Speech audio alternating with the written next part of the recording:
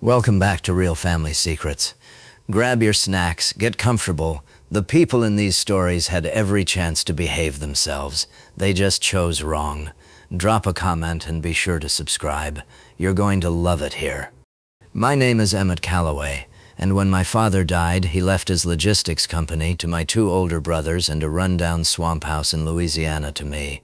Everyone at the funeral laughed quietly at how little I'd gotten. A year later, that house was sitting on top of an oil deposit worth $30 million. My father, Desmond Calloway, built a mid-sized freight logistics company in Baton Rouge over 4 decades. My brothers, Weston and Baylor, had worked in the business their entire adult lives, climbing steadily into management roles alongside him. I'd taken a different path, wildlife biology, a career studying wetland ecosystems that paid modestly but suited me. Dad and I stayed close despite the different directions, though I know my brothers sometimes resented how little pressure he put on me to join the family business. Dad passed suddenly from a heart attack 18 months ago at his desk, working late the way he always had. The will reading happened 2 weeks later, in a lawyer's office in Baton Rouge. My brothers dressed sharply, clearly expecting the formalities to confirm what they already assumed. The company, worth an estimated $40 million including its fleet and contracts, was split evenly between Weston and Baylor. I received a small trust fund for living expenses and title to a rundown house on 80 acres of marshland near Houma that Dad had inherited decades earlier from his own father. "The swamp house," Baylor said, barely suppressing a laugh. "Congratulations, Emmett. Enjoy the mosquitoes. At least he'll have somewhere quiet to study his birds," Weston added, and a few relatives chuckled along. I didn't argue. The house genuinely wasn't worth much on paper. Deteriorating structure, wetland acreage with development restrictions, decades of unpaid property taxes that I'd have to sort out myself. I drove down to see it about 2 months after the funeral, mostly out of curiosity and a sense of obligation to at least understand what I'd inherited. The house itself was barely livable, but the land surrounding it was exactly the kind of untouched wetland habitat I'd spent my career studying professionally. While walking the property, I noticed something that caught my professional attention. Small, aging equipment markers near the eastern boundary, remnants of what looked like old seismic survey work from decades earlier. I mentioned it, almost as an afterthought, to a colleague at a wetlands conservation nonprofit I sometimes consulted for. She connected me with a geologist friend who did occasional survey work for oil companies, out of pure curiosity more than any real expectation. "Emmett," the geologist told me after reviewing old survey data he'd pulled from public records, "there was exploratory work done on that parcel back in the 80s. The results were inconclusive at the time, given the drilling technology available then. But with modern extraction methods, this deposit might actually be viable now." "Viable how?" I asked, half expecting to be let down. "I'd want a proper survey before saying anything definitive," he said.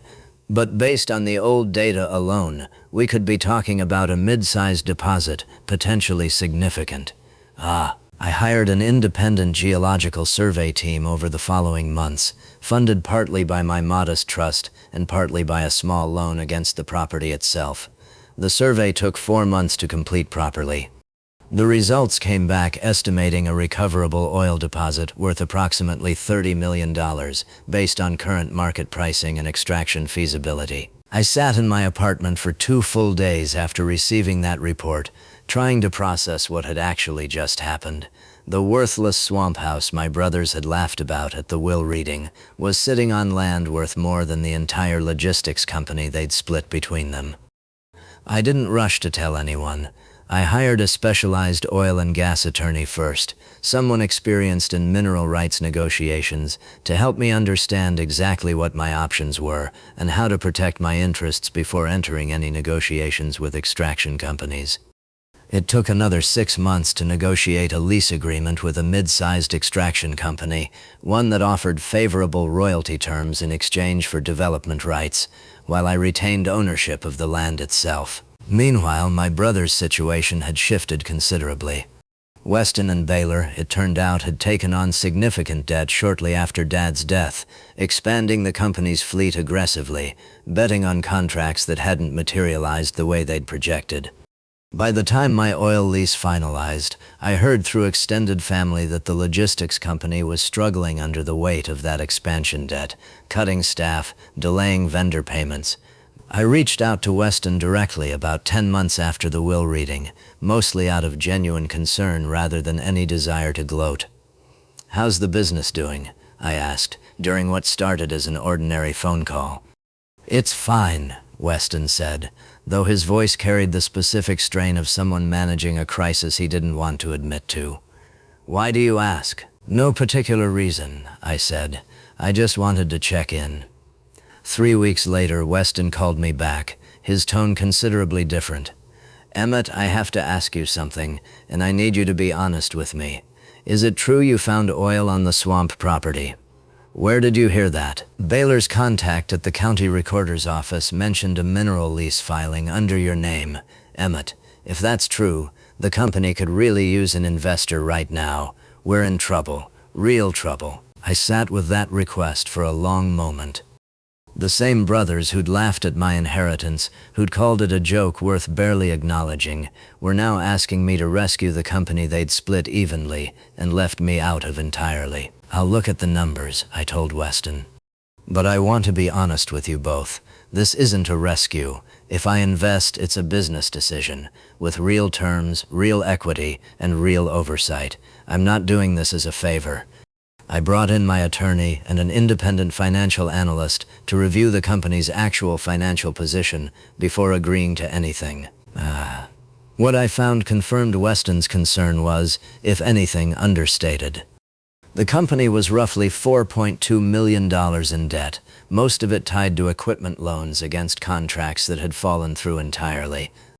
I agreed to invest, ultimately, but on terms that gave me a genuine equity stake and a seat on the company's decision-making board, the same involvement my brothers had, years earlier, assumed I'd never want or need.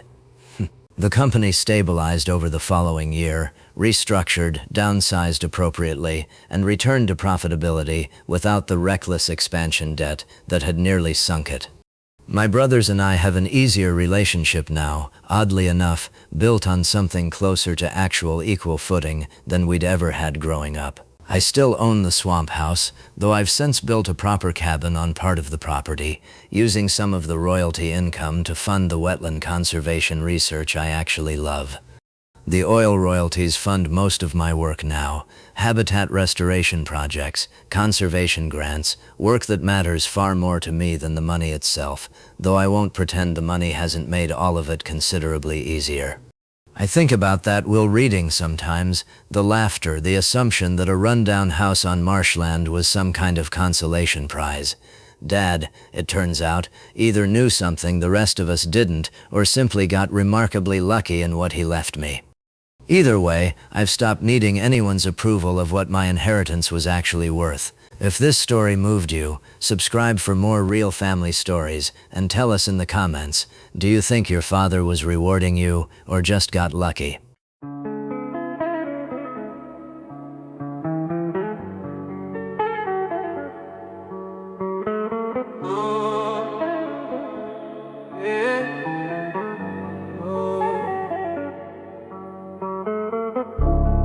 Plastic wrapper crinkles, coffee steam, paints a rearview, shoes stopping, engine thinking for me. Crack phone names rolling with every beat. Leather seat holds the shape of last night's plans.